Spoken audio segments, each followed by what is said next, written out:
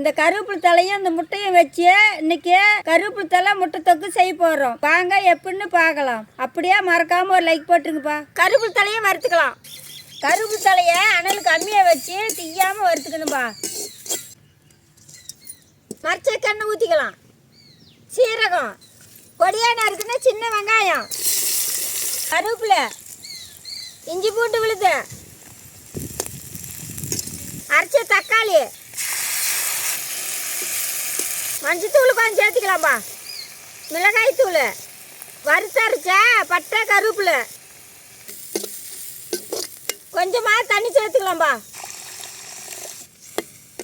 வேவிச்சா நாட்டுக்கோழி முட்டை தொக்கு ரெடி ஆயிடுச்சு. நம்ம இறக்கலாம்பா.